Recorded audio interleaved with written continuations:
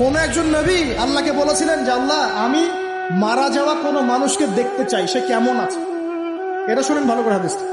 মারা যাওয়া কোনো মানুষকে আমি দেখতে চাই, সে কেমন আছে। আল্লাহ পাক সেই নবীর আরজি কবুল করলেন, বললেন আচ্ছা ঠিক আছে দেখাচ্ছি। কবরের সামনে গিয়ে দাঁড়ালেন। 1000 বা 2000 বছর আগের কোন ব্যক্তি যে মারা গেছে তাকে কবর থেকে জিন্দা করা।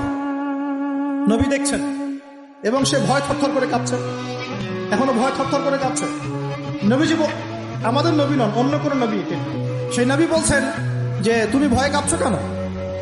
তুমি কত বছর আগে ইন্তেকাল করছো, কি তোমার হালচাল বলো আমার। সেই ব্যক্তি বলছে আমি আজকে থেকে 1000 বা 1500 বছর আগে মারা গেছি। আমি ভয় কাঁপছি। যখন আমি মারা যাচ্ছিলাম, মালাকুল মউত যে আকৃতি নিয়ে আমার সামনে এসেছিল, ওই আকৃতি আমি এখনো ভুলতে পারি না, তাই দেখে আমি থরথর করে কাঁপছি।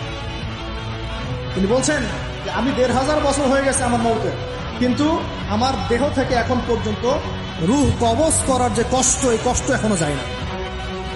আর এইসব দুর্নীতি করে আর অন্যায় করে মানুষের সম্পদ আত্মসাৎ করে অন্যের উপর অত্যাচার করে আমি ভাবছি যে আমরা কালকে আমাদের মনে পার পেয়ে যাবো। খালি কবরে যাও, তারপর বুঝবো। আল্লাহ রাব্বুল আলামিন আমাদের সবাইকে হৃদয়ের চোখটা খোলার তৌফিক দান করুন।